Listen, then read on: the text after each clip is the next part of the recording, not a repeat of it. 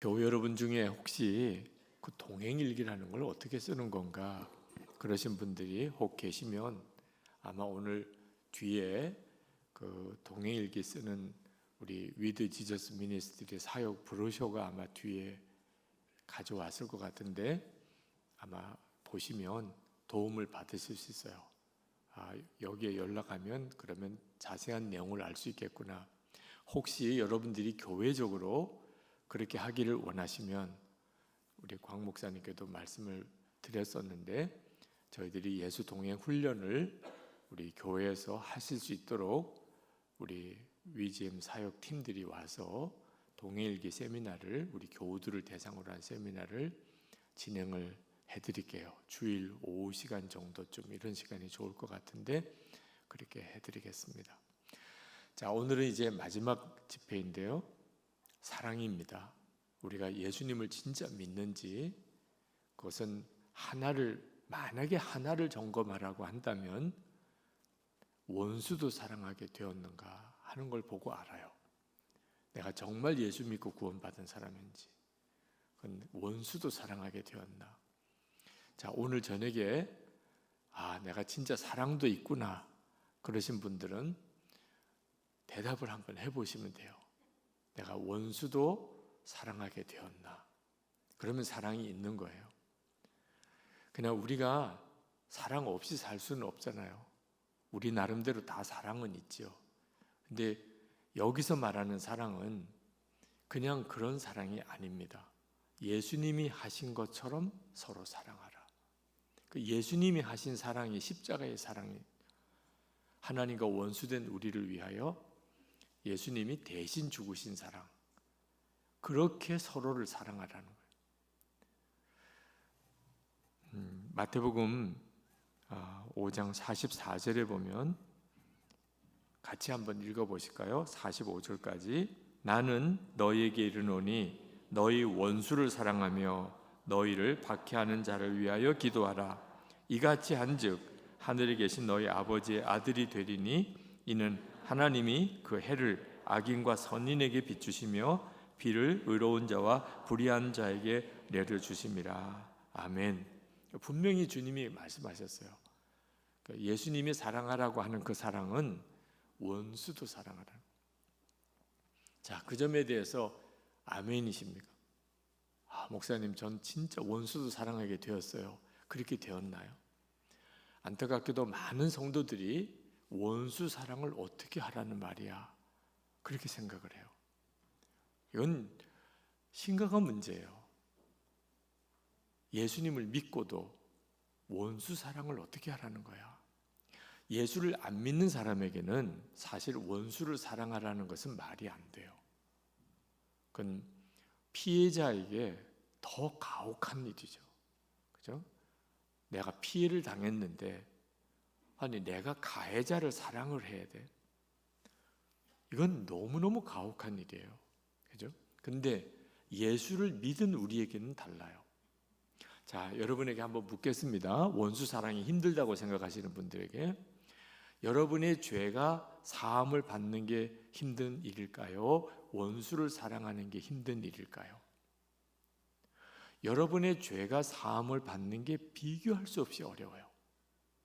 내가 죄를 지었는데 내 모든 죄가 다 씻음을 받았어요.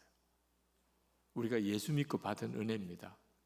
이건 있을 수가 없는 일이에요. 여러분, 사랑하는 사람을 위해서는 대신 죽을 수가 있어요. 그죠? 부모가 자식을 위해서 대신 죽을 마음도 있죠. 사랑하는 조국을 위해서 내 한 몸 바치겠다. 군에 가면 다 그 군가를 부르고 눈물 겪게 그렇게 군복무들을 해요. 저도 군목으로 있을 때 최전방 들어가서 병사들과 같이 잠을 잘 때 그때 조국을 위해서 내 한 몸 바치고 그러면 고향에 있는 내 부모와 그리고 형제들이 오늘 밤에 편안한 잠을 잘 수 있다. 그래서 밤새면서 저 철책선을 지키러 들어가요. 얼마든지 그렇게 할 수 있어요. 근데 만약에 여러분이 그냥 길거리에 돌아다니는 그냥 들깨같이 그것도 집에서 기르는 애완견도 아니고 그런 개를 위해서 대신 죽으라. 이건 좀 말이 안 되잖아요. 그죠? 어떻게 그게 말이 되겠어요? 그런데 하나님은 그렇게 하셨어요. 우리는 하나님께 보면 개보다도 더 못한 존재예요. 그래도 개는요, 선하다, 악하다 이런 개념이 없어요. 그냥 하나님이 창조한 동물일 뿐이죠. 그런데 사람은 얼마나 악한 존재인지 몰라요. 그런데 하나님이 그런 우리를 구원하려고 당신의 독생자를 내어주셨어요. 예수님은 그런 우리를 지옥 가지 않게 하려고 십자가에 대신 죽으셨어요. 그리고 그런 우리의 마음 속에 성령 하나님께서 오셨어요. 이건 있을 수가 없는 일이에요. 하나님께서 우리를 구원하려고 하신 일은 상상할 수가 없는 일이에요. 자, 그런 은혜를 받았어요, 우리가. 그리고 우리가 구원받은 거예요. 그리고 우리에게 요구하시는 것은 뭐냐면, 그러니 누가 너희에게 잘못한 사람이 있더라도 그를 용서해라. 그를 사랑하라. 자, 우리 목숨 바치라고 안 하셨어요. 우리 자식 바치라고도 안 하셨어요. 내 가지고 있는 재산 다 바치라고도 안 하셨어요. 그냥 마음 하나만 바꾸라. 그 원수 같은 그 사람 용서하고 사랑하라. 마음 바꾸라. 근데 그걸 못 하겠다는. 그러면 여러분이 진짜 구원받은 거 맞나는 거예요. 여러분이 하나님으로부터 받은 엄청난 은혜를 진짜 아는가? 진짜 믿는가 하는 거예요. 받은 은혜는 엄청난 은혜를 받았는데 나는 용서 못해. 나는 사랑 못해. 이건 죽은 믿음이라는. 야고보 사도가 야고보 2장 17절에 이와 같이 행함이 없는 믿음은 그 자체가 죽은 것이다. 여기 행함이 없는 믿음이라는 것은 선행을 말하는 게 아니에요. 행함이 없는 믿음은 믿었기 때문에 당연히 나오는 반응이에요. 믿었으니까. 하나님이 나를 위해서 상상이 안 되는 용서와 사랑의 은혜를 주셨어요. 그걸 믿으니까 나도 사랑하게 되는 거예요. 이게 행함이 있는 믿음이에요. 근데 예수님 때문에 구원 받았대요. 믿는데요. 나는 속죄 받았다. 나는 하나님 백성이 되었다. 그런데 미운 사람은 여전히 믿고 용서 안 되는 사람은 여전히 용서가 안 된다면 이건 죽은 믿음이라는 거예요. 믿었다고는 하지만 행함이 없으니까 죽은 믿음이라는 거예요. 여러분, 손양훈 목사님, 그분이 두 아들 죽인 공산당 청년 안재선이라는 청년을 양자 삼은 거 다 아시죠? 자, 손양원 목사님은 특별한 그리스도인일까요? 일반적인 그리스도인일까요?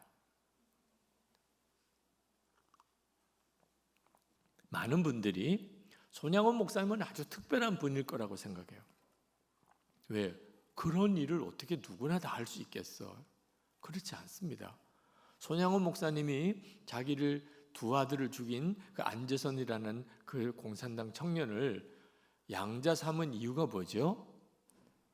자기가 하나님으로부터 그런 은혜를 받았기 때문에. 그럼 우리는 다른가요? 똑같은 거예요. 그러니까 여러분이 진짜 예수 믿는 사람인지에 대한 기준이 뭐냐면 손양원 목사님 같은가 하는 거예요. 손양원 목사님처럼 나도 그렇게 할 수 있는가?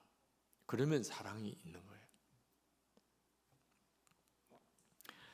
중국 코스타에 갔다가 그 북경대학 박사과정을 하고 있는 어느 한 자매를 상담을 했습니다. 그래서 무슨 문제로 상담을 하기를 원하느냐 그랬더니 어느 날 하나님께서 기도하는데 아버지 미워했던 거 회개하고 그리고 아버지에게 찾아가서 아버지 사랑한다고 고백하라는 거예요. 그래서 그렇게 하라고, 그럼 하나님이 그렇게 마음을 주시면 그렇게 하면 되지 왜 상담을 하느냐 그랬더니 울어요. 그러면서 자기 사정을 이야기를 하는데 어릴 때 아버지가 엄마가 있는데도 어떤 여자를 집에 데리고 온 거예요. 그리고 엄마는 화병으로 1년 만에 죽었어요. 그리고 그 새엄마와 함께 어린 시절을 자랐어요. 자기는 정말 지옥 같은 어린 시절을 보냈대요. 그리고 고등학교 졸업할 때 이제 미성년자 아니니까 집을 나왔대요. 다시는 아버지를 찾아가지도 않았고 만나지도 않고 혼자서 벌어가면서 공부하고 지금 북경대학교에 박사과정까지 들어와 있는 거예요. 그런데 갑자기 하나님이 그 아버지를 미워했던 것을 가서 회개하라는 거예요. 그래서 하나님, 제가 편지를 쓸게요. 아니라는 거예요. 직접 대구에 계신데 그 아버지에게 가서 아버지 미워했어요. 용서해 주세요. 아버지 사랑합니다. 그러라는 거예요. 아니 왜 내가 그렇게 해야 되냐? 잘못은 아버지가 하지 않았냐? 나는 너무너무 상처만 받았는데. 저도 뭐라고 대답을 해줘야 될지 모르겠더라고요. 그 자매에게 도대체 하나님이 왜 그런 마음을 주셨는지 하나님 어떻게 대답을 해야 됩니까? 근데 그때 갑자기 깨달아지는 것이 있어요. 그렇게 마음이 깨달아지더라고. 그래서 그 자매에게 왜 하나님이 아버지 미워했던 거 회개하고 아버지 사랑한다고 하라고 그랬느냐, 이런 것 아닌가 싶다. 마음에 그런 마음이 든다. 한번 자매가 분별을 해보라. 그러고는 이제 자매가 사랑해서 결혼할 형제를 만나게 될 것 같다. 근데 자매는 그 형제와 결혼하게 될 때 문제가 있는데 믿었던 아버지에게 받은 상처가 너무 커. 그래서 이제는 어떤 사람도 믿을 수가 없어요. 자, 상처는 아버지로부터 받았어요. 근데 그 상처가 이제 사랑하는 그 형제에게로 가는 거예요. 당신도 똑같은 죄를 짓지 않겠나? 이게 얼마나 불행하게 되냐? 자매의 마음속에 있는 그 상처는 오직 하나님의 십자가의 사랑으로만 치유될 수 있다. 아버지가 예수 믿고 회개할 리는 아직은 없다면 그럼 어떻게 해야 되냐? 그 자매가 지옥 갈 수밖에 없는 죄인이었는데 예수님 때문에 구원받았지 않냐? 그러면 그 은혜로 아버지를 용서하라. 자매 마음 안에 아버지와로 인한 그 마음의 상처가 치유되어야 새로운 이제 삶을 살아가는 하나님의 은혜가 자매에게 막히지 않는다. 그렇게 이야기를 했더니 막 대성통곡을 해요.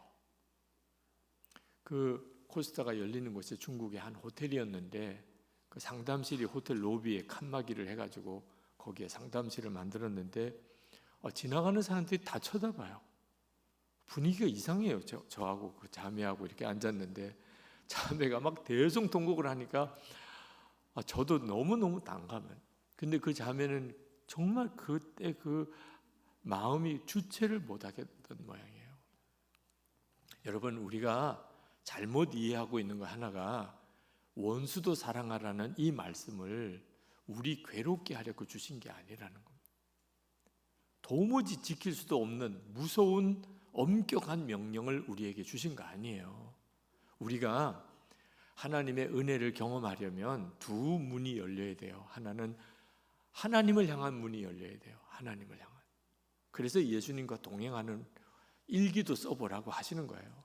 예수님이 내 안에 계시다. 내 안에까지 오셨다. 이게 진짜 믿어져야 돼요. 그런데 또 하나가 있어요. 사랑과의 관계가 막히지가 않아야 돼요. 하나님의 은혜는 하나님으로부터 흘러와서 내 속에서 사람에게로 흘러가게 돼 있어요. 그게 내 안에 생수의 강이 흘러나오리라는 약속이에요.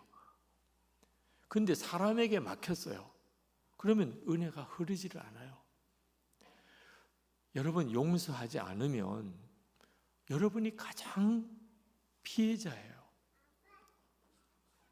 물론 사람들에게는 바보 소리 들을 수 있어요.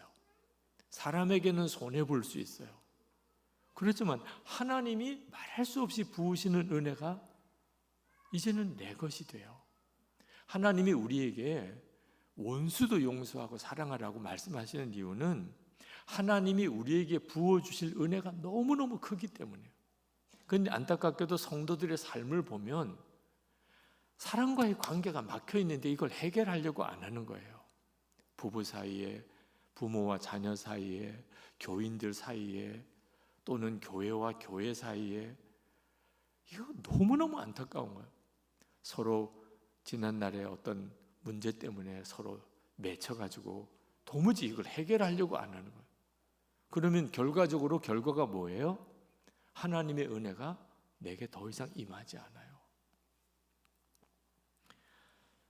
사도 바울이 고린도전서 13장에서 우리가 사람의 방언을 하고 천사의 말을 하고 예언하는 능력이 있어도 모든 비밀과 지식을 다 안다 할지라도, 산을 옮길 만한 믿음이 있다 하더라도, 자기가 가진 것으로 다 내어서 구제하고 몸을 불사르게 내어 줄지라도 사랑이 없으면, 그럴 수 있다는 거예요. 사랑이 없을 수 있다는 거예요.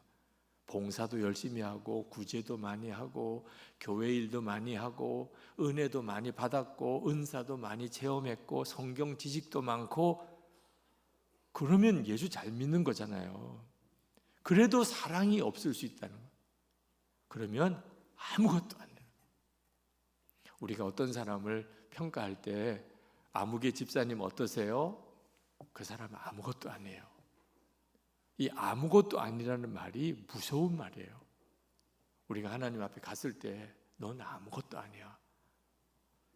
우리가 아무리 교회 열심히 다녔고 직분이 아무리 중직이고 그동안 아무리 헌금 많이 하고 아무리 봉사 많이 해도 뭐가 없으면 아무것도 아니라고요? 사랑이 없으면. 근데 이 사랑이 뭐가 사랑이죠? 원수도 사랑하는 사랑. 이게 얼마나 무서운 일이에요. 하나님이 내게 주실 모든 은혜를 내가 다 포기하는 거나 마찬가지예요. 그러니까 원수 사랑을 힘들다고만 생각할 문제가 아니에요. 그러면서 믿음과 소망과 사랑이 항상 있을 건데 그 중에 제일은 사랑이라. 자, 여러분이 항상 사랑이 제일이라고 여기는 것이 굉장히 중요해요. 가정 문제나 교회 문제나 항상 제일은 뭐예요? 사랑이에요. 제가 미국에 갔을 때 어느 권사님이 꼭 집에 와서 묵으라고 그렇게 부탁을 하세요. 그래서 저와 제 아내가 그 권사님 집에 가서 하루를 묵었습니다. 아주 집이 커요. 미국에 이민 가셔서 돈도 많이 벌고 또 여러 가지 은혜 체험도 많이 하신 그런 권사님이신데 가정 분위기는 매우 어둡더라고요. 남편 되시는 분은 중풍으로 반을 못 쓰세요. 뭐 그것도 좀 그렇지만 하여튼 이상하게 집안 분위기가 가라앉아 있어요. 그래서 예배를 이제 드리려고 권사님 기도 제목이 뭐예요? 이렇게 물어봤습니다. 그랬더니 그 권사님이 하시는 말씀을 듣고 깜짝 놀랐어요. 목사님, 저는 어느 교회를 나가야 되나요? 아니 권사님 교회 다니는 데가 없습니까? 없다는 거예요. 아니 어떻게 권사님 교회를 안 다니십니까? 이 도시에 있는 교회를 다 다녀봤대요. 근데 어느 교회도 이 권사님이 마음을 두고 교적을 두고 신앙생활을 못 하신 거예요. 계속 이 교회 저 교회로 옮겨 다니신 거예요. 지금은 다닐 교회가 없다. 제가 그 권사님의 말씀을 듣고 딱 마음에 와닿는 게 있었어요. 그래서 고린도전서 13장 13절 말씀을 읽고 권사님에게 물었어요. 권사님, 사랑이 제일이죠. 여러분 뭐라고 대답하시겠어요? 아멘이죠. 그죠? 근데 권사님이 대답을 못 하세요. 아, 권사님, 우리 고린도전서 13장 13절 읽었잖아요. 사랑이 제일이죠. 대답을 안 하시는 거예요. 그 권사님이 왜 그 많은 교회에 어느 교회도 적응을 못 하셨을까요? 어느 교회나 시험은 있어요. 문제도 있고요. 시험과 문제가 없는 교회를 찾으려면 한 교회도 없어요. 그 권사님이 문제가 많고 시험이 많아서 교회를 떠나신 게 아니에요. 그러면 다닐 교회가 없어요. 그 권사님이 교회를 떠난 이유는 사랑이 제일이라고 생각하지 않고 있기 때문에. 자, 문제가 생겼어요. 시험이 생겼어요. 그런데 사랑이 제일이에요. 그러면 항상 결론은 사랑으로 가요. 사랑으로. 그러면 어느 문제가 우리를 실족하게 만들 수 있겠어요? 어떤 시험 때문에 넘어지겠어요? 결론은 사랑이에요. 여러분이 그런 믿음을 가지면 마귀가 절대로 우리를 무너뜨릴 수가 없어요. 가정도 교회도. 여러분은 사랑과의 관계에 막히는 것은 없습니까? 한 번은 제가 용서와 사랑에 대한 설교를 준비하다가 저 자신에게 확인을 좀 해야 되겠다고 싶어요. 너는 다 용서했고 다 사랑하냐? 그래서 설교하기 전이니까 저 자신을 돌아봤어요. 가까운 사람, 교인들, 주변에 있는 사람들, 쉽지 않은 문제도 많이 겪었고요. 어려운 사람도 많이 만났지만 용서도 못하고 아직도 사랑도 못하는 사람은 생각나는 사람이 없더라고요. 다 해결을 한 것 같아요. 근데도 뭔가 마음이 답답한 게 있더라고요. 그래서 하나님께 물었어요. 하나님, 제가 제 마음에 아직도 해결이 안 된 문제가 혹시 있습니까? 근데 갑자기 전혀 생각지 못했던 문제가 딱 떠오르더라고요. 초등학교 1학년 때 이야기. 초등학교 1학년 때. 그 초등학교 1학년 때 옛날, 그때는 국민학교라고 그랬는데 그때는 초등학교도요 월사금이라고 가지고 가야 됐어요. 매달 학교에다가 공부 수업료 같이 월사금을 학교에다가 내야 됐어요. 그래서 월사금 봉투도 있었습니다. 근데 아마 그 월사금을 부모님이 제대로 못 내셨나 봐요. 제 이름을 선생님이 조회 시간에 이름을 부르더라고요. 유기성 나와. 그래서 나갔죠. 나갔더니 긴 자로 제 머리를 때리시면서 돈 가져와, 돈 가져와. 그 애들 뒤에 다 보는데 앞에서 선생님이 줄자로 그 막대기 자로 머리를 이렇게 때리면서 그 막대기로 때리는 게 얼마나 아픈지 아마 선생님은 자기가 안 맞아봤으니까 모를 거예요. 초등학교 1학년 아이, 어린 아이가. 그리고 그 머리가 아픈 것도 그렇지만 창피한 느낌. 그 어린 애지만 월사금 내지 못해가지고 그 불려 나가가지고 선생님한테 머리 맞고 하는 게 얼마나 창피한지. 물론 다 잊어버리고 살았어요. 근데 그때 그 마음속에 있었던 부모님에 대한 원망, 선생님에 대한 그 원망, 그 수치감, 그게 그날 갑자기 확 다 살아나는 것 같아요. 그리고 내 마음에 아직도 용서 못한 사람이 있구나. 그게 딱 느껴지더라고요. 그래서 저도 잘 모르겠어요. 이상하게 어떤 위의 권위자에게 어떤 때는 저 자신도 이해가 안 되는 어떤 반발심이나 또는 거리감을 이렇게 느낄 때가 있었는데, 그게 그 어릴 때 그 선생님에게서 받았던 그 아픔과 상처, 그게 내 속에서 해결이 안 되고 계속 그 다음에 모든 인간관계에 영향을 미치고 있는. 그날 설교 준비하다가 하나님, 제가 그 선생님을 용서하겠습니다. 그 선생님은 몰라서 그랬을 겁니다. 그 아이가 그 선생님의 눈에는 초등학교 1학년 아이가 알면 뭐 알겠어요. 이렇게 생각을 하셨던 것 같아. 교장 선생님으로부터 또 뭔가 이렇게 자꾸 재촉을 받으셨을 수도 있죠. 그 월사금 안 낸 애들한테 월사금 가져오라고 아마 교사 회의 때 그런 이야기 들으셨으니까 그 선생님은 또 선생님 나름대로 또 책임감 때문에 그러실 수도 여러 가지 하여튼 무슨 이유가 있었겠죠. 몰라서 그러셨을 겁니다. 그 선생님 나름대로 무슨 사정이 있었겠죠. 제게 그런 아픔과 상처를 심어주려고 했겠습니까? 제가 용서하겠습니다. 그 선생님을. 저는 그 선생님의 이름도 모르고 또 지금도 생존하셨는지도 전혀 몰라요. 아마 돌아가셨겠죠. 그러면서 말씀을 준비하다가 엄청 울었던 적이 있어요. 여러분 안에도요, 왜 내가 예수를 믿으면서도 왜 내가 사람들과의 관계에서 이렇게 힘들까? 이유를 알기 어려운 염려, 원인을 잘 알 수 없는 두려움. 누구나 다 재정 문제 때문에 두려움 똑같은 게 아니에요. 어떤 사람은 그래도 꽤 형편이 괜찮은데도 돈도 나는 사람이 있어요. 그건 원인이 있습니다. 왜 자꾸 저 사람은 돈도 날까? 어떤 사람은 이상하게 사람들의 칭찬에 막 목이 맨 사람이 있어요.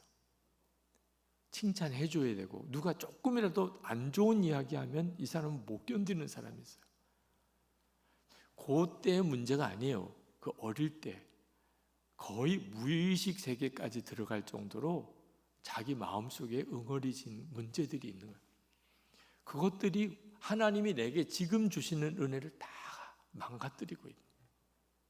하나님이 왜 우리에게 용서해라, 사랑하라 그렇게 말씀하시는지를 잘 알아야 된다. 우리가 하나님이 주시는 그 은혜를 정말 살아내려고 하는 거예요. 사실 원수를 사랑하라는 말은 우리에게는 감당할 수 없는 일이에요. 우리는요, 사랑하는 가족도 사랑을 못해요. 사랑하는. 우리는 솔직히 김정은 때문에 밤잠을 안 잔 일은 없어요. 김정은이 문제긴 해요. 우리 민족의 지금 문제 덩어리인 사람이죠. 근데 김정은 때문에 밥맛이 없거나 밤잠을 못 자거나 이런 일은 없어요. 근데 사랑하는 가족 때문에는 어떤 때는 밤에 잠을 못 자고 그냥 속병이 생기고 그냥 설사를 하고 이렇게 되는 일이 있어요. 사랑하는 가족들. 저는 저희 어머님이 신학교 다닐 때 돌아가셨는데 어머님이 그렇게 목회자의 아내로서 힘들고 어려운 삶을 사셨는지 보았으면서도 그게 어머님에게 큰 질병이 된 줄은 몰랐어요. 어머님이 그 병을 감추셨어요. 심장이 점점 안 좋아지는데 이게 드러내놓으면 큰 수술을 해야 될 것 같으니까 그냥 약국의 약사인 교인에게 리거 주사 옛날에는 약사가 와서 링거 주사도 맞춰줬는데 그러면서 그냥 견뎌나가시는 것을 괜찮은 줄 알았어요. 갑자기 상태가 너무 안 좋아서 병원에 갔는데 수술을 해야 된다. 심장 수술을. 그때가 벌써 1980년대 초니까 그때 심장 수술도 못 견디고 돌아가셨어요. 갑자기 돌아가셨어요. 근데 어머니 빈소에 앉았는데 슬프지도 않아요. 생각도 못했던 일이 갑자기 터졌으니까.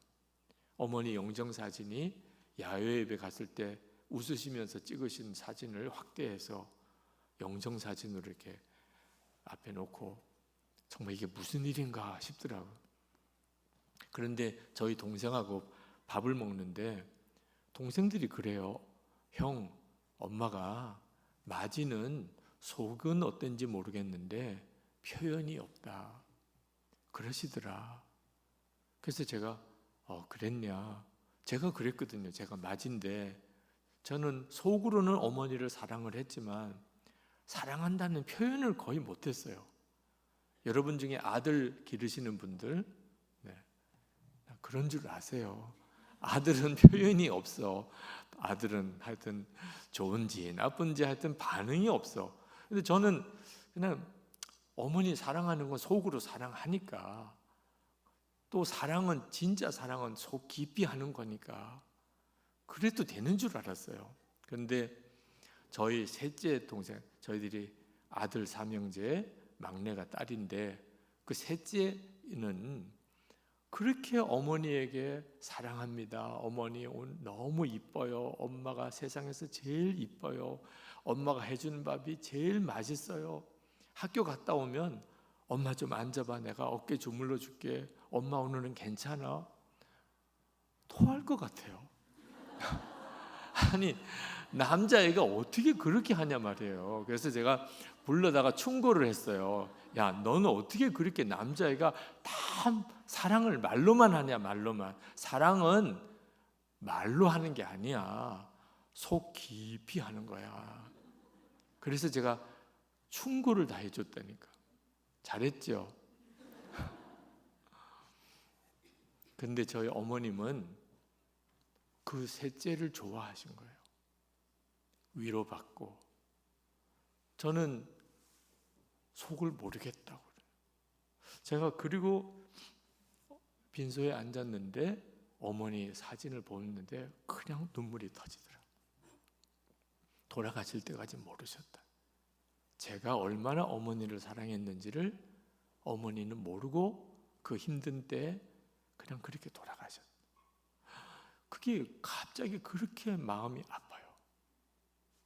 저는 제 아내에게도 사랑한다는 고백을 못했어요. 제가 부산에서 거기서 어린 시절 학생 다 자랐기 때문에 완전히 정말 경상도 사람이죠. 강원도 남자들은 안 그러시죠.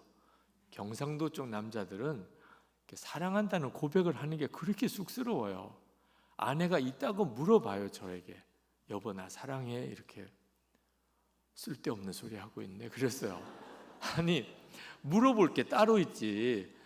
아니, 목사 남편이 아내를 사랑하는 거 당연하잖아요. 그걸 뭘 물어봐요.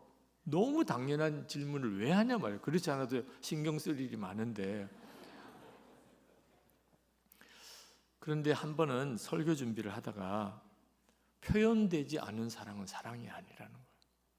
저는 마음속으로 사랑해도 사랑이라고 생각했는데 표현하지 않은 사랑은 사랑이 아니다.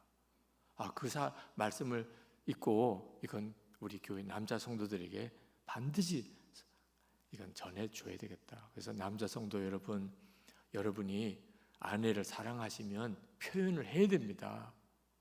표현하지 않은 사랑은 사랑이 아닙니다. 저는 우리 교회 여성도들이 얼굴이 왜 누렇게 떠 있는지를 그때 처음 알았어요.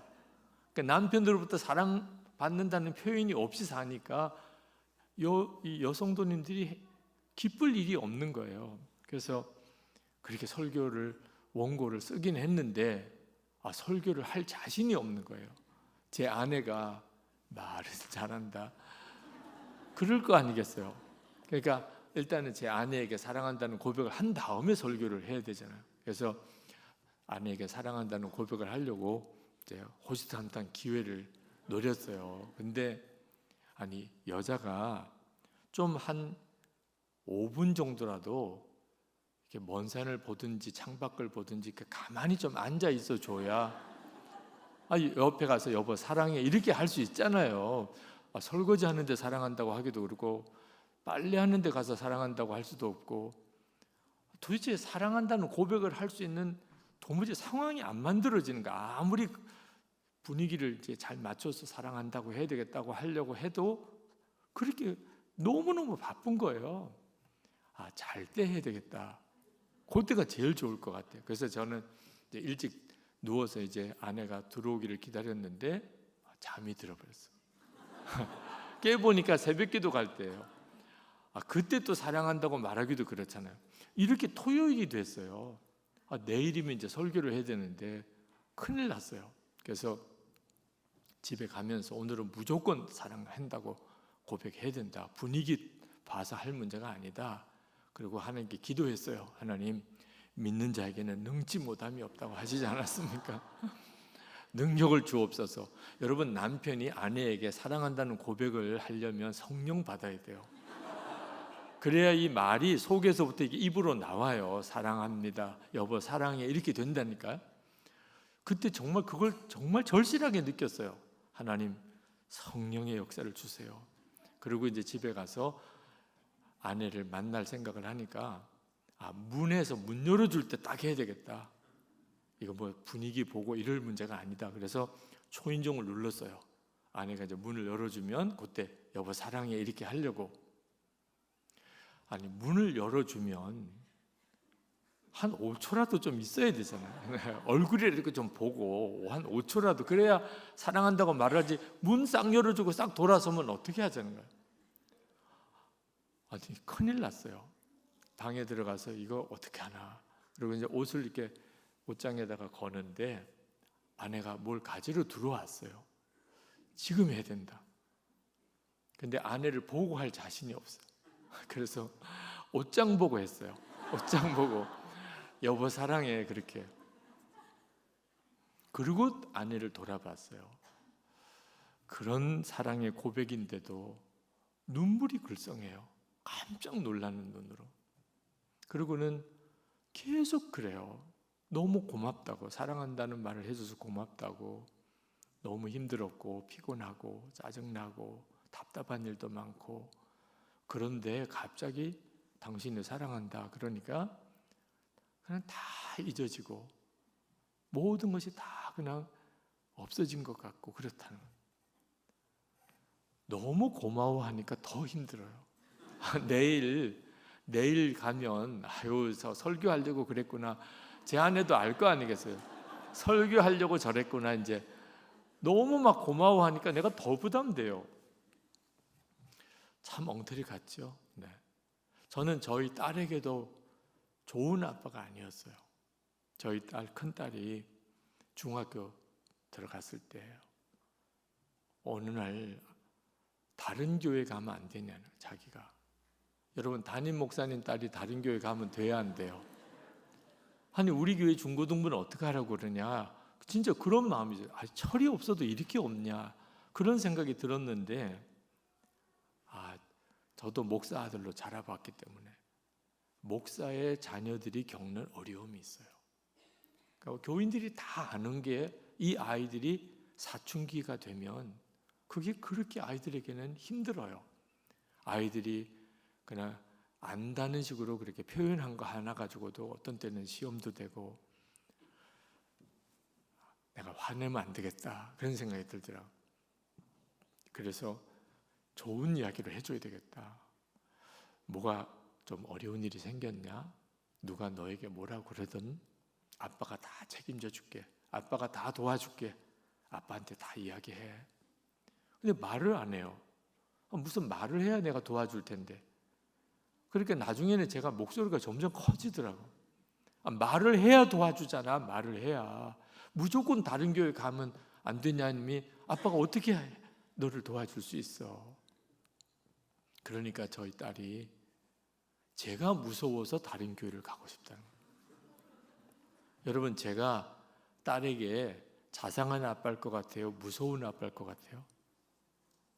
그래서 사람은 외모로 판단할 수 없다는 거예요. 외모를 판단하면 안 돼. 저도 정말 아빠가 그렇게 무서우냐? 그랬더니 6년 전 이야기를 해요. 초등학교 1학년 때. 그때 제가 저희 딸을 한번 혼을 낸 적이 있어요. 매를 들고 뭔가 이렇게 고쳐야 될 게 있다고 생각해서 벼르다가 아주 그날 작정을 하고 혼을 내고 그 매를 든 적이 있는데, 그때 제 얼굴이 저희 딸의 가슴에 탁 박힌 거예요. 아빠 그러면 그 모습으로 보이는 거예요. 여러분이 여러분의 자녀들에게 화를 내고 야단친 적이 있으셨을 텐데 그때 여러분의 얼굴 표정이 어땠을지 모르죠. 그래서 우리가 아이들 야단칠 때는 거울 보고 해야 돼요. 큰 거울 갖다 놓고 그 다음에 여러분의 얼굴 표정이 바뀌는 걸 보셔야 돼요. 저는 제가 어떤 얼굴이었는지를 모르죠. 근데 저희 딸은 그날 엄청 충격을 받았던 것 같아요. 다른 때와 달리 어떻게 아빠가 이렇게 갑자기 화를 내고, 그냥 화를 낸 것도 아니고 그냥 매를 들고, 너무 무서웠던 것 같아요. 그 다음부터는 그냥 이름만 불러도 잘해요. 그러니까 뭐 야단칠 일도 없었어요. 근데 왠지 뭔지 모르게 거리감이 느껴지는 느낌. 여자인가 그래서 그런가 보다, 사춘기가 되니까 그런가 보다, 난 그렇게 생각했지, 저희 딸 마음에 아빠 그러면 무섭다는 생각이 이렇게 드는 줄 몰랐어요. 그래 중학생이 되고 이제는 아빠 없는 곳에서 하루라도 보내고 싶다, 이런 마음이 들었다는 거예요.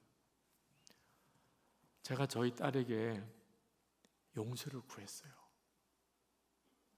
저희 딸이 아빠가 나 잘 되라고 야단친 건데 왜 아빠가 용서를 구하냐고 막 그런데, 아빠가 그날 너에게 너무 심하게 했나 보다. 너를 충분히 이해시켜 주지 못했나 보다. 그리고 너의 마음을 풀어주지도 못했나 보다. 아빠는 몰랐다 정말. 근데 너는 그날 상처를 받은 게 마음에 있나 보다. 아빠를 용서해 주면 좋겠다. 아빠가 잘못했다. 그래야 너 마음도 하나님이 풀어줄 수 있겠다. 그랬더니 말을 안 하고 가만히 고개만 숙이고 있더라고. 그러다가 한 5분쯤 지나서 진짜 닭똥 같은 눈물을 뚝뚝뚝 흘리더니 아빠 용서할게요. 그러고는 제 목을 그렇게 끌어안아요. 같이 참 많이 울었어요. 제가 이렇게 저 개인적인 부끄러운 이야기를 이렇게 고백하는 이유는 다 제가 사랑하는 사람들이에요. 어머니, 아내, 딸들. 그런데 사랑하는 그 가족들도 사랑을 제대로 못하고 마음에 상처 주고 힘들게 하고 그렇게 사는 게 우리잖아요. 그런데 어떻게 원수를 사랑을 하는 거예요? 이건 말도 안 되는 이야기죠. 사랑하는 가족도 사랑을 제대로 못하는데. 그러니까 여러분, 예수를 제대로 믿어야 되는 거예요. 어떻게 하는 게 예수를 제대로 믿는 거죠? 예수님의 사람 제자훈련 거기에서 예수 믿는 건 단순히 속죄만 받은 게 아니에요. 갈라디아서 2장 20절에 내가 그리스도와 함께 십자가에 못 박혔나니 이제는 내가 사는 것 아니요 내 안에 그리스도께서 사시는 것이라. 이제 내가 육체 가운데 사는 것은 나를 사랑하사 나를 위하여 자기 몸을 버리신 하나님의 아들을 믿는 믿음 안에 사는 것이라. 그러니까 나는 예수님과 함께 이미 죽었고 예수님이 내 생명으로 내 안에 계시다. 이게 예수를 믿는 거예요. 자, 내 힘으로 사랑하려니까 안 되는 거예요. 내 힘으로 용서하려니까 못하는 거예요. 그런데 예수 믿는 게 뭐예요? 예수님과 나는 이미 세례 받을 때 예수님과 함께 죽었어요. 그래서 여러분 머리에 물을 끼얹는 거예요. 죽은 거예요. 그리고 이제 예수님의 생명으로 사는 게 예수 믿는 거예요. 그러니까 여러분 이제 용서가 안 되고 사랑이 안 되는 사람을 만나면 용서하려고 사랑하려고 노력하면 안 돼요. 그러면 100번 실패해요. 노력해서 용서가 되고 사랑이 되는 거라면 예수님의 십자가가 필요가 없었을 거예요. 우리 힘으로는 용서 못하고 사랑 못하는 존재예요. 그럼 어떻게 하죠? 나는 죽었습니다. 도무지 용서가 안 되고 사랑이 안 되는 사람을 만났을 때 여러분이 할 수 있는 게 뭐냐면 나는 죽었습니다. 그러면 정말 놀라운 일이 벌어져요. 여러분 안에 계신 주님의 역사가 비로소 경험이 돼요. 용서가 안 되는 사람을 용서하게 되고 사랑이 안 되는 사람을 사랑하게 되는 역사가 일어나요. 그래서 다른 사람이 물어볼 때 어떻게 그 사람을 용서하셨어요? 어떻게 그 사람을 사랑하셨어요? 그때 주님이 하셨습니다. 이런 말이 나와요. 주님이 하신 거예요. 그걸 자기가 알아요. 이게 얼마나 놀라운 일인가요? 이 경험이 우리에게 반드시 필요해요. 힘들고 어려운 사람을 만나면 잊어버리면 안 돼요.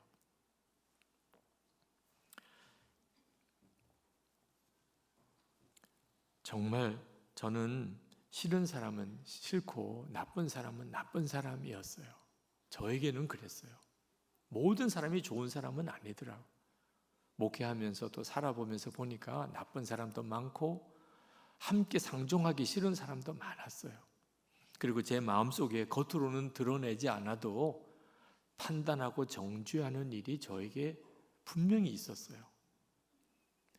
그런데 그게 언제 해결됐냐면 성찬 받을 때 해결이 됐어요. 한 번은 어느 성찬식에 그때 성찬에 이렇게 아무 생각 없이 참석했어요. 성찬을 늘 받던 거잖아요. 그죠? 그날도 그냥 아무 생각 없이 성찬을 참석했는데 성찬을 집례하는 목사님이 이것은 주님의 살입니다. 이것은 주님의 피입니다. 그렇게 말씀하신 거예요. 그날 갑자기 그 말씀이 저에게 너무나 분명하게 와닿는 거예요. 주님의 살을 먹고 주님의 피를 마시는 거예요. 근데 그 성찬은 언제 하신 거냐면 예수님의 제자들이 예수님을 배반하기 직전에 하신 거예요. 이제 예수님이 십자가에 달리실 때 제자들은 다 예수님 버리고 도망갈 거고, 베드로는 예수님을 3번이나 부인하고 저주까지 할 거예요. 그런 제자들에게 성찬떡을 준 거예요. 이건 내 살이다, 이것은 내 피다. 왜 그러셨죠? 너희들이 나를 배신하고 도망가도 나는 너희들을 절대 버리지 않을 거야. 왜? 예수님과 한 몸이 되었으니까. 예수님의 몸과 피를 먹고 마셨어요. 예수님과 나는 한 몸이 되었어요. 이거 어떻게 구분해요? 여러분 오늘 저녁에 식사하셨죠? 여러분 몸속에 들어갔잖아요. 이제 여러분 몸하고 여러분 오늘 저녁 먹은 거하고 구분할 수 있어요? 이미 먹은 게 다 여러분 속에 다 들어가 있는 거예요. 성찬이 바로 그 은혜예요. 절대 버리지 않을 거야. 그 증거로 내 살을 먹어, 내 피를 마셔. 그러니까 그 성찬 받을 때, 예수님께서 나를 위하여 이런 은혜를 주셨구나. 주님이 나와 한 몸인 것을 확인하시려고 오늘도 떡을 먹고 피를 마시라, 포도주를 마시라. 그때 나는 싫은 사람은 싫고 미운 사람은 믿고 상종하기 싫은 사람은 상종 안 하고, 그런 나 자신이 너무너무 회개가 되더라고요. 예수님은 나와 하나가 되고 싶어서 얼마나 내가 부족하고 추한지 내가 아는데 나와 하나가 되고 나를 절대 안 버리시겠다는 뜻으로 내 살을 먹으라, 내 피를 마시라 그랬는데, 나는 그런 은혜를 받고 살면서도 저 사람하고는 상종하기 싫어, 저 사람은 만나기 싫어. 이게 얼마나 우리 주님을 더 아프게 하는 건가. 그날 성찬을 받는데 막 눈물이 엄청 나는 거예요. 저는 전에 그렇게 성찬 받을 때 울어본 적이 없어요. 그날은 아니 주님은 나를 위하여 이렇게까지 하셨는데 나는 왜 다른 사람과 하나가 되지 못하나. 그날 이후부터 제가 완전히 사람이 달라진 것 같아요. 미운 사람을 볼 때 마음이 달라져요. 그렇게 사귀기, 상종하기 싫은 사람을 대할 때도 마음이 달라요. 이미 성찬 받은 사람이에요. 예수님과 나는 한 몸이에요.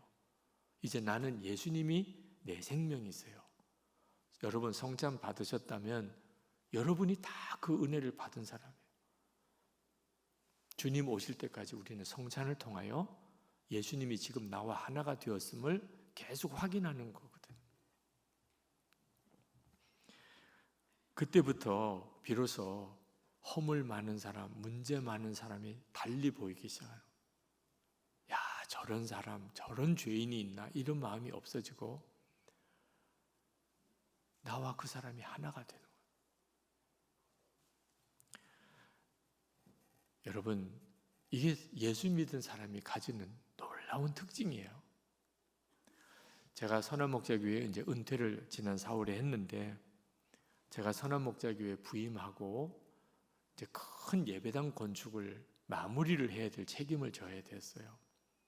예배당을 한 8,000여 평의 예배당을 짓다가 중단되고 담임 목사님 이제 거의 쫓겨나다시피 사임을 하시고 1년 동안 목사님 안 계시고 교인들은 거의 다 이제 교인 다 떠나고 총체적인 위기예요. 제가 부임을 하고 예배당 건축은 끝냈는데 빚이 엄청나게 많았어요.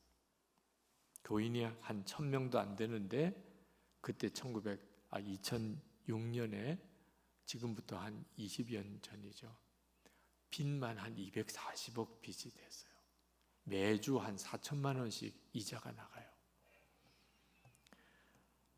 근데 그것마저도 감당을 못해서 이제 부도 위기가 생겨요. 2006년 10월에 이자를 못 갚은 상황이 됐어요. 그 이자를 못 갚으면 연체가 됩니다. 그럼 눈덩이처럼 커져요. 그런 상황이 딱 왔는데 미국에 부흥회를 가야 됐어요. 미국 뉴욕에 부흥회를 인도해 달라는 요청을 받았고 미리 약속을 했던 부흥회이긴 한데 못 가겠다고 했어요. 우리 교회가 지금 이런 어려움에 처했습니다. 그랬더니 그건 당신 사정이고 우리는 이미 광고까지 다 했기 때문에 와야 된다는 거예요. 교회들끼리도요 살벌하더라고. 이제 부도 위기에 몰렸는데 우리 교회 부흥회는 해야 된다.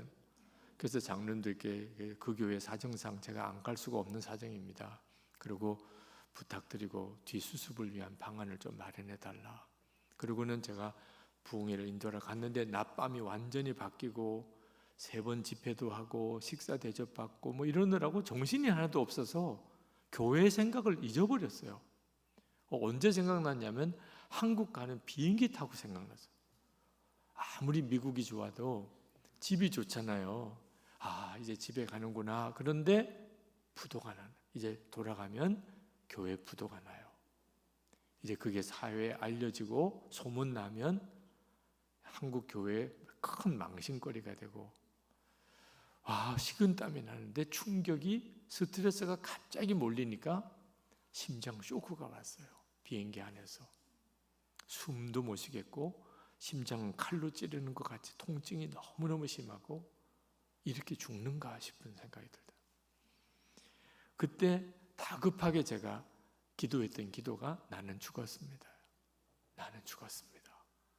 그 말은 이제 이 선한목자교회 건축 문제, 앞으로 교회 예배당 채우는 문제 전부 다 이건 내 할 일이 아니고 예수님이 하시는 일입니다. 나는 이미 죽었습니다. 어려울 때마다 저는 그 고백으로 살아났어요, 그동안. 근데 그날도 그렇게 몇 번 나는 죽었습니다. 주님, 저는 죽었습니다. 그렇게 고백을 하는데 진짜 통증이 쫙 사라지면서 숨이 이렇게 쉬어지고 살았다, 그런 느낌이 들더라고요. 그런데 이게 몸만 살아난 게 아니고 교회의 문제도 해결됐다, 그렇게 믿어져요. 근거도 없어요. 내가 이제 돌아가면 우리 교회도 해결이 돼. 믿음은요, 믿어져야 믿음이에요. 믿어지면 걱정할 게 없어요. 믿으려고 애를 쓰니까 안 믿는 거예요, 사실은. 믿어져요. 해결이 됐어요. 이제 돌아가면 무슨 역사가 있을 거야. 이렇게 딱 믿어져요. 너무너무 마음이 편해져요. 그리고 막 빨리 돌아가고 싶은 거예요. 그때 무슨 생각이 드냐면 이렇게 다 주님이 해주시는 거라면 담임 목사는 뭐 하는 거지? 그런 생각이 딱 들더라고요. 담임 목사는 뭐 하는 거야? 그래서 하나님께 여쭸어요. 하나님, 담임 목사는 그러면 뭐 하는 건가요? 그랬더니 하나님이 즉시 대답하시더라고요. 사랑하는 거지. 그때가 비행기가 막 이륙할 때인데 그 앞좌석 뒤 손잡이를 잡고 그렇게 울었어요. 너무 부끄러워서. 그동안에 담임 목사가 뭐 하는지도 모르고 목회를 한 거예요. 예배당도 지어야 되고 교회도 성장시켜야 되고 성도들 잘 목양도 해야 되고 전부 다 담임 목사가 하는 줄 알았어요. 근데 그건 다 예수님이 하시는 거예요. 담임 목사는 근심 걱정 다 주님께 맡기고 사랑만 하는 거예요. 사랑만. 그걸 모르고 그동안 담임 목사를 했으니 그게 너무 부끄럽고, 또 하나 사랑만 하며 살면 된다니 또 이게 얼마나 행복한 일이에요. 걱정 안 해도 돼. 근심 안 해도 돼. 잔소리 안 해도 돼. 내가 사람 고치려고 안 해도 돼. 그냥 사랑만 하면 된다니 이건 또 얼마나 행복해요. 그래서 참 많이 울었어요. 여러분들도 근심 걱정거리 있으시죠? 가정에도 또 직장에도 일터에도 여러분 교회에도 근심 걱정거리 있으시죠? 근데 이제 마음에 딱 정리하세요. 염려 근심은 주님께 맡겼어요. 예수님이 그랬잖아요. 수고하고 무거운 짐진 자들아 다 내게로 오라. 자, 무거운 짐은 이제 주님께 다 그게 믿음이에요. 염려 근심 안 하는 게 믿음이라고 했잖아요. 그러면 이제 뭐예요? 사랑만 하는 거예요. 걸리기만 해봐 하여튼 사랑할 거야. 부딪히기만 해봐 하여튼 확 사랑할 거야. 이제 여러분 집에 가서든지 교회에서든지 직장에서든지 하여튼 걸리기만 하면 확 사랑하는 거예요. 이제 부딪히기만 해봐라 하여튼 확 사랑해 줄 거야. 아멘입니까? 그렇게 사세요. 이제 절대로 잔소리 하지 마세요. 잔소리에서 사람 안 바뀌어요. 잔소리에서 사람이 바뀌는 거라면 창세기 1장 1절부터 나왔을 거예요. 잔소리를 하거라, 잔소리를 또 하거라, 잔소리를 계속하거라. 아니, 성경에 나오지도 않은 잔소리를 왜 자꾸 해요? 그러니까 사람이 더 관계가 안 좋아지는 거예요. 사랑만 하면 돼요. 사랑만. 자녀들이 속썩입니까? 사랑만 해요. 너는 잘 되게 돼 있어. 예수님께서 너를 반드시 바로 잡아 주실 거야. 그거 믿어야 되는 거예요. 믿어요. 믿으면 상대방이 그 믿는 역사를 경험해요. 엄마가 나를 믿는구나. 아빠가 나를 믿는구나. 요구하니까 스트레스를 받는 거예요. 부부 사이에도 믿는 거하고 요구하는 거하고는 완전히 달라요. 교회 안에도요, 교인들끼리 서로 요구하니까 싸우게 되는 거예요. 서로 믿으면요, 그냥 사랑만 해주면 돼요. 이 사람 고치는 것은 예수님이 하시는 거예요. 나는 사랑만 하는.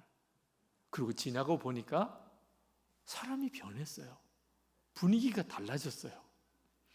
여러분, 살다가 보면 가시 같은 사람이 있어요. 모든 사람이 다 좋은 게 아니에요. 여러분에게도 유난히 여러분들을 힘들게 하는 사람, 가족이나 친척 중에 그런 사람이 있을 거예요. 가시 같은 사람. 교회 안에도 여러분을 진짜 힘들게 하는 사람이 있을 거예요. 또는 직장에서도. 그 가시 같은 사람 보는 눈이 바뀌어야 돼요. 그 가시 같은 사람이 사실은 여러분을 위한 사명자예요. 가시 사명이 있어요. 가시 사명. 이 사명이 엄청 어려워요. 그러니까 그 가시 같은 사람도요, 고생 많이 해요. 여러분 때문에. 가시 노릇 하려니까. 그 가시 같은 사람이요, 여러분에게 하고 싶은 말이 딱 하나예요. 나 사랑해봐라, 나 사랑해봐라. 그러는 거예요. 그 정확히 알아야 돼요. 미워할 이유가 없어요. 사랑해보라는 거예요, 나를. 그러면 그 가시 같은 사람도 사랑하면 내 그릇이 엄청 커지는 거예요. 사랑. 하나님이 나를 축복하시려고 해도 내가 그릇이 작으면 복을 주실 수가 없어요. 근데 여러분 주변에 있는 그 가시 같은 사람을 사랑하면, 그러면 여러분의 그릇이 엄청 커지니까 하나님이 여러분을 앞으로 놀랍게 쓰실 사람으로 세워가는 거예요. 그렇게 하려고 그 사람도 무지 고생하는 거라니까. 그러니까 여러분, 이번 집회 끝나고 여기 뭐 가까운 어떤 백화점이나 그런 데 가서 선물해요. 이번에 왜 이런 걸 주십니까? 이유는 묻지 마시고 그동안에 고생 많았습니다, 수고 많았습니다 하고. 교인들끼리는 조심해요. 왜? 나를 가시로 여기는구나 또 이럴 수도 있으니까. 은혜 받은 사람들끼리는 뭐 나중에 가서, 나중에 구정 명절 때 하시든지 내년 추석에 하시든지 하시고. 참 교인들을 사랑하는 목사님이 한 분 계셨어요. 목사님이 교인을 엄청 사랑하시니까 교회가 잘 되더라고요. 교인들이 다 사랑스럽게만 하겠어요? 솔직히 한번 물어봅시다. 모든 교인이 다 사랑스러울까요? 그렇지 않아요. 어떤 교인은 목사에게 참 힘든 교인도 있어요. 근데 그 목사님은 진짜 모든 교인을 사랑하시죠. 그 교인도 목사님을 사랑하시고, 그 웃는 얼굴에 침 뱉을 수 없잖아요. 다른 목사님에게는 내가 많이 힘들었던 사람인데 이 목사님은 이상하게 나를 사랑하세요. 내가 잘해드린 것도 없는 것 같은데. 근데 그 목사님 이야기를 듣고 보니까 그런 사정이 있었구나를 알게 됐어요. 그 목사님에게 형이 있는데 아버님이 돌아가시고 이제 얼마 안 되지만 유산을 이제 정리를 해야 되는데 동생 목사를 불러서 말을 하더래요. 이거 어떻게 하면 좋겠냐. 아니, 저는 동생이고 또 목사고 하니까 형이 알아서 정리해 주세요. 그러냐? 그러고는 다 가져가셨어요. 아니, 형이 알아서 정리해 달라는 거지 다 가져가시라는 게 아니고. 아니, 목사라도 목돈이 필요한 일이 있을 수 있잖아요. 아버님의 유산인데 아니 어떻게 다 가져가시나 말이에요. 그리고 동생 목사 결혼식 때 결혼식 끝나고 이제 신혼여행 가려고 그러는데 식당 주인이 붙잡았어요. 밥값 내놓으라는. 아니 하객들 다 식사한 밥값을 내놓으라는. 아니 형이 계산 안 했냐고. 형이 축의금 다 관리를 했거든요. 동생 목사 결혼식 축의금 가지고 도망갔어요. 결혼식 끝나고 신혼여행도 못 가고 그 식당에 붙잡혀 있는 그런 일을 겪으셨더라고. 그 얼마나 힘들겠어요, 그 목사님은. 그런데 목회하면서 보니까 어떤 교인을 만나도 형보다 나아. 그러니까 사랑이 돼요. 사랑합니다 이렇게 돼요. 아니 내가 뭘 목사님께 잘해드린 것도 없는데 아니에요. 너무 좋아요. 너무 감사해요. 참 신기하죠. 그 가시 같은 그 역할을 하는 사람 때문에 이 목사님이 목회를 또 그렇게 잘하시더라고요. 어느 장로님이 그런 고백을 하시더라고요. 목사님 저 새벽마다 많은 사람을 위해서 기도한다는 거예요. 근데 그 사람들 중에는 솔직히 좀 힘든 사람도 있대요. 근데 하나님께 모든 사람을 위해서 축복한대요. 그 사람 잘 되게 해주시고 가정도 잘 되게 해주시고 그 사람 건강하게 해주시고. 교회가 완전히 달라진 거예요. 그 장로님 진짜 귀하시더라고요. 교회 장로님으로서 교회를 섬기다 보면 쉽지 않은 일이 많습니다. 근데 힘든 사람일수록 교회 안에 조금 문제가 있는 분일수록 그 장로님은 새벽마다 엄청 축복하는 거예요. 하나님 이분 은혜 주셔야 됩니다. 하나님 이분 정말 하나님의 사랑을 경험하게 해주셔야 됩니다. 이분에게 이런 문제가 있습니다. 해결해 주세요. 이분에게 이런 어려운 일이 생겼습니다. 하나님 축복해 주세요. 그러다 보니까요 모든 사람이 다 사랑스러운 거예요. 하나님께서 우리를 복을 주시고 은혜 주시는 방법이에요. 그게 사랑하라고 하는 이유예요. 절대로 힘들게 여기시면 안 돼요. 이걸 율법이라고 생각하면 우리는 못 감당해요. 하나님이신 은혜로 감당하면 얼마든지 할 수 있어요. 우리 삼척 큰빛교회가 그렇게 되기를 축복합니다. 정말 사랑이 제일이고 사랑으로 소문나고 그죠? 사랑만 하는 그런 성도들이 교회를 섬기는 교회. 그리고 오늘 혹시 우리 큰빛교회 성도가 아닌 분이 혹시 오셨다면 여러분의 교회도 꼭 그리 되기를 축복합니다. 우리 찬송 하나 같이 부르고 기도합시다. 220장 사랑하는 주님 앞에 우리 찬송 같이 부르고 그리고 기도합시다.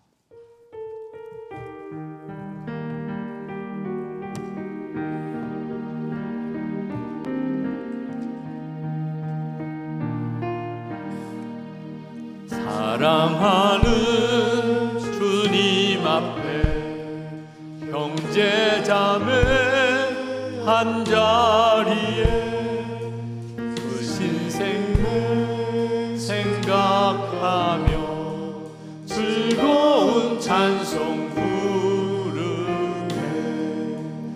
내 주 예수 본을 받아 모든 사랑 내 몸같이 환난 근심 위로하고 진심으로 사랑하세.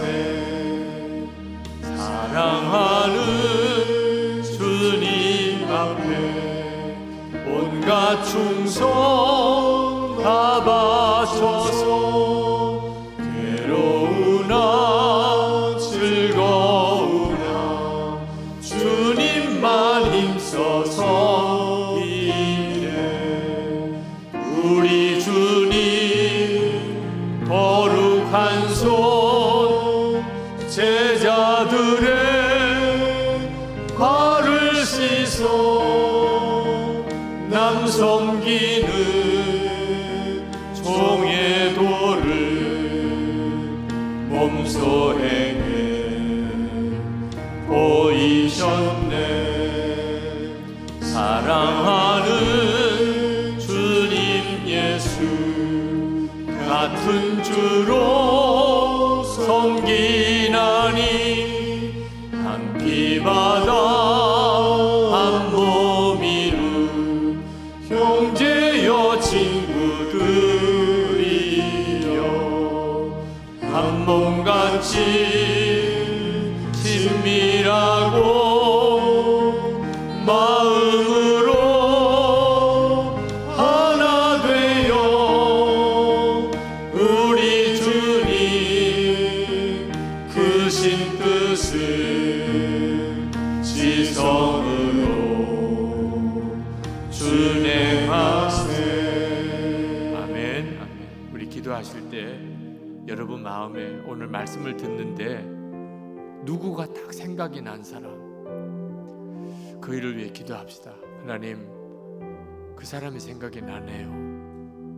기도하십시다. 하나님, 그 사람과 사이에 막힌 것이 그게 있어서 생각나게 하신 겁니까? 주님, 제가 그 사람을 용서하고 사랑하되 예수님이 나를 사랑한 것처럼 그 사람을 사랑하겠습니다. 절대로 잔소리하고 가르치려고 그러고 그 사람을 비판하고 그렇게 안 하겠습니다. 그냥 그 사람의 허물과 죄를 내가 대신 지는 것처럼 그렇게 지겠습니다. 그동안에 미워하고 비판하고 함께 하지 않으려고 하고 다 용서해 주세요. 주님의 사랑으로 그 사람을 사랑하게 해주세요. 우리 다 같이 기도합시다. 은혜와 사랑이 충만하신 아버지 하나님, 놀라우신 하나님 은혜와 하나님 역사를 인하여 아버지 하나님 앞에 간구합니다. 하나님, 우리의 마음과 생각에 하나님께서 분별해 주시고 역사해 주시기를 원합니다. 깨닫게 하신 하나님, 그 하나님 아직도 마음이 하나님 묶여있는 하나님과 관계가 해결되기를 원합니다. 하나님의 은혜가 하나님으로부터 사람들에게로 흘러가는 은혜의 통로가 되어 살기를 원하고 아버지 역사해 주셔서 하나님 우리의 마음이 응어진 것 하나님이 해결해 주셔서 마음의 깊은 상처 십자가의 은혜로 하나님 씻어주시고 고쳐주시기를 원합니다. 아버지, 나의 하나님, 죽은 믿음으로 하나님 어떻게 구원받을 수 있겠습니까? 나의 하나님, 마귀가 우리의 마음속에 무섭게 하나님 정죄와 하나님께서 응어리진 것 상처를 씹어주고 하나님 풀어주시고 용서해 주시기를 원합니다. 하나님의 은혜로 하나님 살려주셔서 놀라운 하나님의 은혜와 사랑으로 회복시켜 주셔서 하나님의 놀라우신 은혜가 우리 가운데 뜨겁게 일어나게 하여 주옵소서. 갈망하며 하나님 사모하며 하나님 우리의 심령에 하나님의 역사와 하나님 기름 부음이 하나님의 충만함이 하나님 임하기를 원합니다. 하나님 어릴 때 마음의 깊은 것까지 하나님 주님으로부터 오지 않은 마음, 주님이 주시지 않은 하나님 상처 주의 십자가로 씻음 받기를 원합니다. 깨끗하게 고쳐주시기 원합니다. 하나님의 역사가 우리 가운데 놀랍게 임하게 되기를 원합니다. 아버지여, 놀라우신 하나님이여, 아버지 하나님, 오늘도 하나님 사모하며 깔끔한 10년들 마음에 괴롭고 답답하고 하나님 지난날의 상처로 인하여 고통당하는 마음이 하나님 고침받기를 원합니다. 주님의 은혜로 씻음받기를 원합니다. 하나님의 사랑으로 씻음받기를 원합니다. 하나님의 사랑으로 하나님 회복시켜 주시기를 원합니다. 하나님의 은혜와 사랑으로 하나님 만져주시기를 원합니다. 아버지여, 나의 하나님, 놀라우신 하나님 역사해 주셔서 하나님 붙들어 주셔서 하나님 함께하여 주셔서 주님의 역사를 깊이 하나님 역사를 더 놀라우게 하나님 경험하게 하여 주셔서 주여, 놀라우신 하나님 역사하신 주님을 찬양합니다. 주님 감사합니다. 주님 감사합니다. 여러분 중에 주님, 제가 이제는 진짜 사랑만 하며 살겠습니다. 근심과 염려는 주님께 정말 맡깁니다. 더 이상 하나님 근심하고 염려에 사로잡혀 살고 싶지 않습니다. 이제는 사랑만 하며 살겠습니다. 부딪히는 사람 사랑하고, 걸리는 사람 사랑하고, 사랑하다가 주님 부르시는 날 주님 앞에 기쁨으로 달려가기 원합니다. 그렇게 마음에 정말 결단이 되시는 분, 그런 은혜가 마음에 임하신 분 자리에 일어나시기 바랍니다. 하나님, 사랑의 기적을 저에게 부어주소서. 사랑의 능력을 하나님 저에게 부어주소서. 주 예수님의 사랑으로 사랑하게 하소서. 아멘. 나는 죽고 예수로 사는 그 믿음으로 사랑하게 하소서. 아멘. 그 마음에 결심이 있는 분, 그렇게 되기를 갈망하시는 분은 일어나서 기도하시기 바랍니다. 아멘. 우리 주여 3번 부르짖고 기도합시다. 주여, 주여, 주여, 주여. 하나님 역사해 주기를 원합니다. 하나님의 놀라운 은혜를 우리를 사랑하여 주기를 원합니다. 하나님의 사랑하는 하나님, 우리 산적국민교회 하나님 마지막 집회에 있기는 하나님의 사랑의 기적, 사랑의 은혜, 사랑의 열매가 하나님 사랑하는 성도들의 마음이 심령에 가득하기를 원합니다. 하나님이 만들어 주님이 만져주시고 하나님의 손에 회복시켜주시고 하나님의 능력으로 사로잡아 주시기를 원합니다. 나는 죽고 예수를 사는 그 믿음으로 살게 하시기 원합니다. 하나님 정말 나는 죽고 예수를 사는 그 믿음의 주인공들 되게 하시기 원합니다. 하나님의 놀라운 은혜의 주인공들이 되게 하시기 원합니다. 하나님 사랑의 기적을 사랑할 수 있게 되기 원합니다. 하나님 정말 사랑하고 또 사랑하고 사랑하는 자의 가정에 일어나는 역사, 교회에 일어나는 역사가 하나님 분명히 하나님 열매로 경험되게 하시기를 원합니다. 하나님 삼층 지방 안에 하나님의 부흥이 일어나게 하소서. 영적인 놀라운 감정이 놀라운 회복이 하나님 놀라운 역사가 일어나게 하여 주시기를 원합니다. 오늘도 하나님 주의 사랑하는 성도들 그 마치 손에 사로잡아 주시고 주의 권능에 붙들어 주시고 주님의 은혜에 하나님 역사해 주시고 하나님의 사랑으로 만져주시고 주의 손 안에 붙잡아 주시고 하나님 역사해 주시기를 원합니다.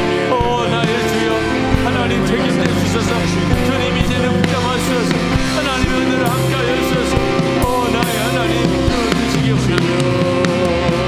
오 주님 용서해 주시옵소서. 아버지 하나님, 목회자로서 정말 우리 금빛교회 성도들에게 정말 무릎 꿇고 용서를 구해야 될 그런 심정으로 하나님 오늘 밤에 섰습니다. 주님, 하나님 주의 긍휼과 은혜를 더해 주셔서 우리 금빛교회 성도들에게 말할 수 없는 마음에 힘들고 어려운 상처가 있겠지만 십자가의 은혜를 부어 주셔서 십자가의 은혜로 굳어진 마음 깊은 상처 치료해 주셔서 언제까지나 지난날에 하나님 고통과 아픔에 묶여 살지 않게 하시고 하나님이 새롭게 부어주시는 은혜의 세계로 나아갈 수 있게 하소서. 오직 사랑만 하며 뜨겁게 서로 사랑만 하며 그렇게 교회가 세워지게 하시고 하나님이 삼척 지역 안에 교회 연합의 중심이 되고 섬기고 또 섬기는 그런 하나님의 사랑의 통로가 되게 하시고 하나님 영적 각성의 부흥의 진원지가 되게 하여 주시옵소서. 성도들 한 사람 한 사람의 심령의 은혜를 더하시고 가정 안에 하나님의 회복과 치유의 기적이 일어나게 하시고 하나님의 손에 온전히 다 맡깁니다. 마음의 깊은 곳을 만져주시고 하나님 우리 의식 속에 잊어버렸던 지난날의 아픔까지도 고쳐주시고 우리가 주님으로부터 오지 않은 생각, 주님으로부터 오지 않은 마음, 주님이 주시지 않은 상처들 예수님의 십자가로 다 치유받고 가게 하여 주시옵소서. 예수 그리스도 이름으로 간절히 기도합나이다. 아멘.